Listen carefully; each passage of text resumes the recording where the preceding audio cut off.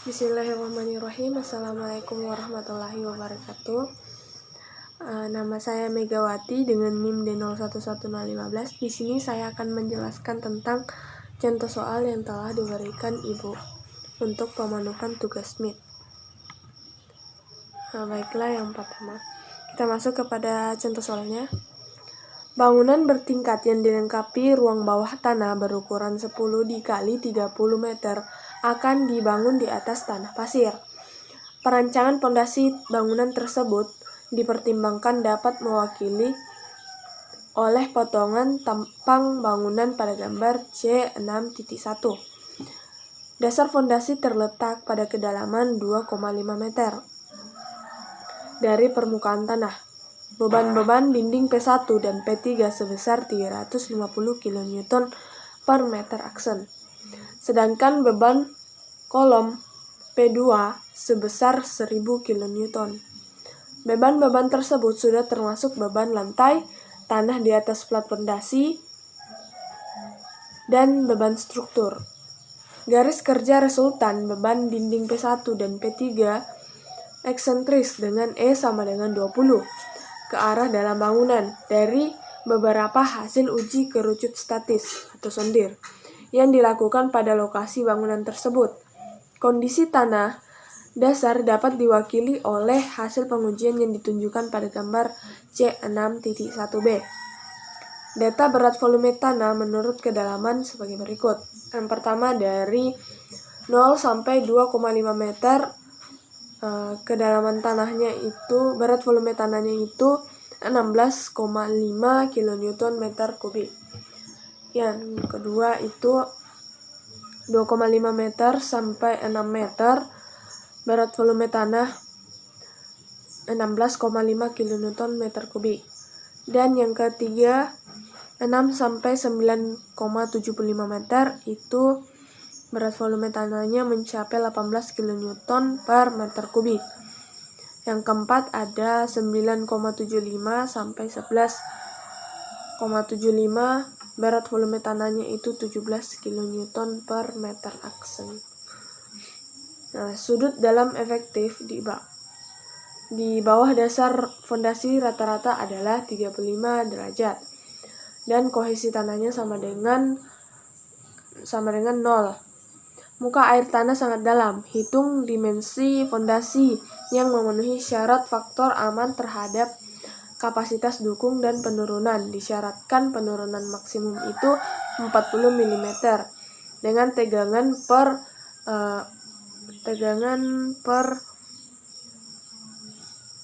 per panjang fondasi lebih kecil dari 1/300.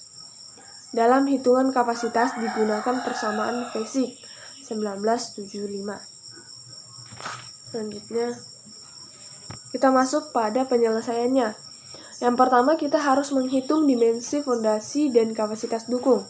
Adapun persamaan yang pertama digunakan yaitu kapasitas dukung aman atau QS sama dengan 1/F dikali QUN ditambah dalam kurung DF dikali berat volume tanah, atau DF adalah kedalaman fondasinya. Kita masuk pada persamaan kapasitas dukung unlimited neto sama dengan QU kapasitas dukung unlimited dikurang kedalaman fondasi dikali berat volume tanah. Dalam kasus ini, kedalaman dasar fondasi yang diperhitungkan dalam hitungan kapasitas dukung adalah D aksen atau diameter fondasi di lapangan.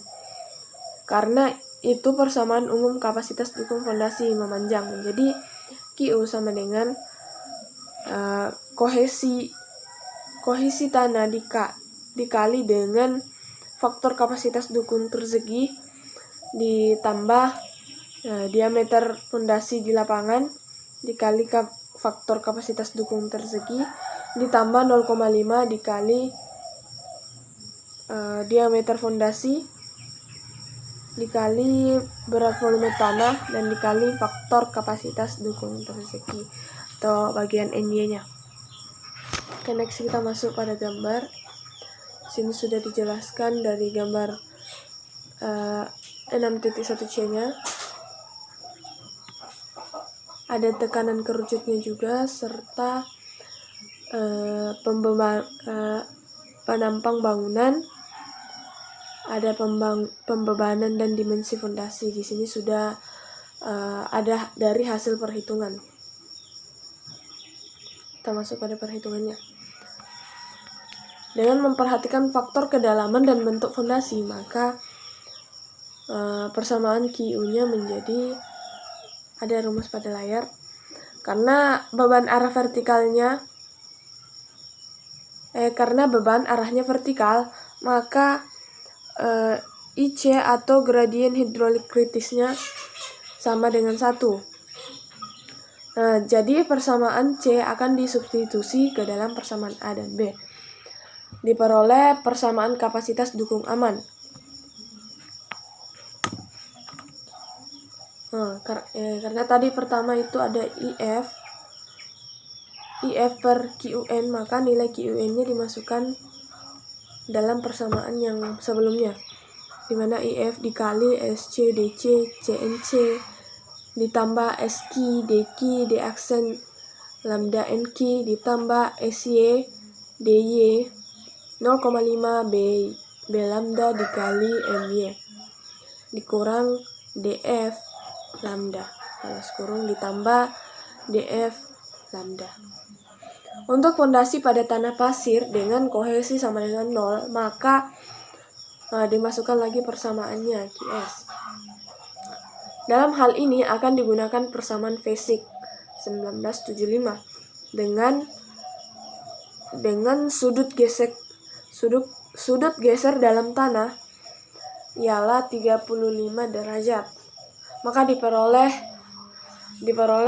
NC/NQ atau faktor kapasitas dukungnya sudah ada di tabel.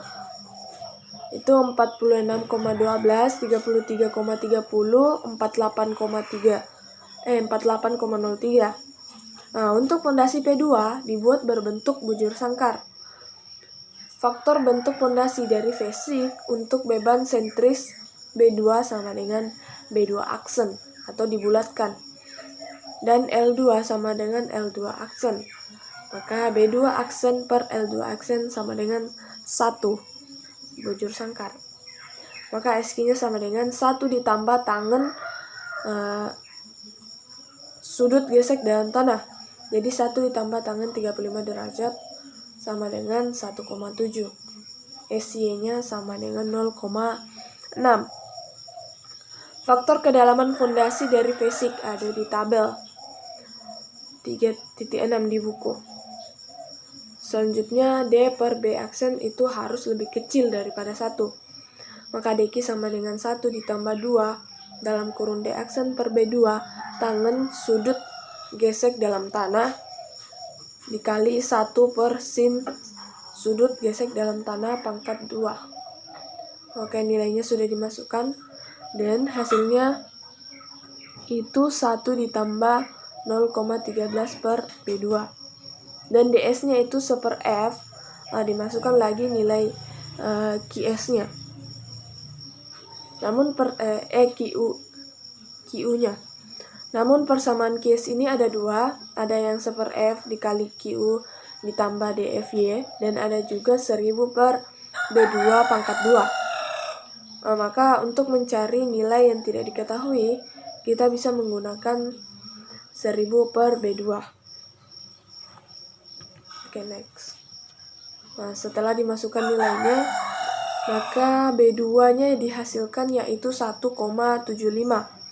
Jadi ukuran fondasi kolom P2 adalah 1,75 dikali 1,75. Selanjutnya untuk fondasi memanjang P1 dan P3. Telah diketahui beban eksentris dengan E sama dengan 0,2 M bila resultan beban diletakkan pada pusat fondasi berlaku persamaan kapasitas dukung dengan beban vertikal dan terpusat. Oleh karena itu, lebar fondasi yang digunakan dalam hitungan kapasitas dukung adalah lebar fondasi sebenarnya atau B. Untuk fondasi memanjang, SG sama dengan SY sama dengan 1. Faktor kedalaman fondasi dari basic ada di tabel 3.6. Untuk D per B atau diameter fondasi dibagi lebar fondasi sebenarnya itu harus lebih kecil daripada 1. Maka DQ sama dengan 1 ditambah 2 D aksen per B3 tangan sudut gesek dalam tanah dikali 1 dikurang sin sudut gesek dalam tanah pangkat 2. Maka hasilnya ialah 1. 1 ditambah 0,13 per B3. Oke, kita masuk ke D-nya. D-nya itu harus sama dengan 1. Sedangkan QS-nya lagi-lagi kita masukkan persamaan C ke dalam persamaan A. Maka ada nilai yang diganti, yaitu nilai QU-nya diganti, dimasukkan persamaan sebelumnya. Oke. Maka diperoleh hasilnya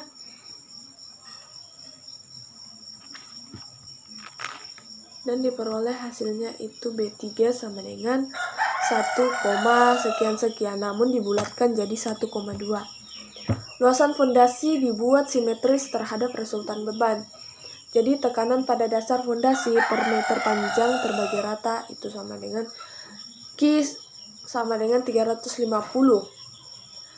per dalam kurung 1,2 dikali 1 itu sama dengan 292 kilonewton per meter aksen. Nah, selanjutnya kita hitung tambahan tegangan vertikal. Tambahan tegangan vertikal atau selisih dari tegangan vertikal di bawah pusat fondasi P1. Fondasi P1 dan P3, QN-nya itu sama dengan 292 dikurang 2,5 dikali 16,5 sama dengan 251 kN per meter aksen. Jadi tekanan pada dasar fondasi per meternya P1 dan P3 itu sama dengan 251 kN per meter pangkat 2. Fondasi P2 itu QN-nya sama dengan 1000 dibagi 1,75 pangkat 2 dikurang 2,5 dikali 16,5 sama dengan 285,25 kN per meter kuadrat. Hitunglah faktor pengaruh untuk fondasi memanjang dan fondasi bujur sangkar. Diperoleh dari gambar 4.6 dengan Z atau kedalaman lapisan yang dihitung dari fondasi dan X jarak horizontal dari pusat ke pusat luasan fondasi. Tabel berikutnya itu memperlihatkan jumlah tambahan tegangan di bawah fondasi P1 dan pengaruh bebannya sendiri dan beban-beban fondasi P2 dan P3. Di tabel sudah dijelaskan kedalamannya sekian, maka kedalaman lapisan yang dihitung dari dasar fondasi itu sekian. Ada pada tabel. Dan tabel selanjutnya itu tabel 6.1b. Selisih tegangan di bawah fondasi P1 dan pengaruh beban-beban fondasi. Jika kedalamannya itu, maka Z-nya sudah ditentukan. Z per B2 itu tinggal dimasukkan rumusnya, berarti 1,75 dibagi 1,75 berarti 1. X-nya sama dengan 5 dan X per B1. Maka 5 dibagi 1,75 ya. Oke, sudah ada tabel. Next. Di sini ada tegangan di bawah selisih tegangan di bawah fondasi P1 oleh pengaruh beban fondasi P3. Nah, di sini sama lagi sudah dijelaskan. Dan ada nilai-nilai ketentuannya, yaitu X-nya Lihat tabel selanjutnya, tambahan tegangan vertikal di bawah pusat fondasi P1 akibat pengaruh beban P1, P2, P3. Di sini sudah dijelaskan, jika kedalamannya begini maka selisih tegangannya itu 100 ditambah 0,35 ditambah 0 sama dengan 100,8. Tegangan dari tabel-tabel sebelumnya itu dijumlah. Oke, kita masuk ke tambahan tegangan vertikal selisih tegangan di bawah fondasi P2. Di bawah pusat fondasi P2 akibat pengaruh beban fondasi P3, di mana B3-nya sama dengan 1,2 meter dan Kn-nya atau tegangan per meternya itu 251 kN per meter kuadrat, sama dengan selisih tegangan akibat pengaruh beban sendiri dan beban fondasi P1. Karena jarak antara kedua dinding terhadap kolom P2 sama dengan X sama dengan 5. Tabel C6.2 memperlihatkan jumlah tambahan tegangan di bawah pusat fondasi P2 oleh pengaruh beban sendiri dan beban fondasi P1 dan P2.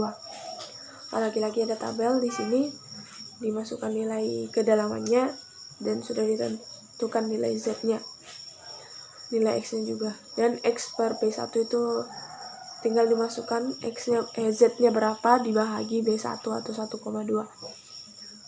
dan selisih tegangannya itu ada 2,3, 13,8 dan 12,6. Oke, next. Lagi-lagi ada tabel di sini sama seperti sebelumnya, dan selanjutnya ada tabel tambahan tegangan vertikal di bawah pusat fondasi kedua akibat pengaruh beban P1, P2, P3. Yang dijumlah di sini ialah selisih tegangannya, yang tabel bagian belakang, bagian ujungnya ditambah itu 2,3 ditambah 2,3 ditambah 156,28 dan 160,88 dan seterusnya. Selanjutnya kita masuk tambahan tegangan vertikal di bawah fondasi P3. Cara menghitung sama dengan hitungan tambahan tegangan vertikal yang sebelumnya di bawah beban pusat fondasi P1 karena susunan fondasi simetris terhadap P2. Hitung penurunan karena tanah fondasi berupa pasir.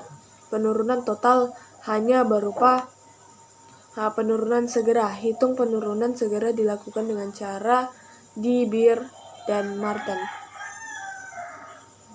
Adapun tabel di sini ada beberapa ketentuan ditentukan dari tabel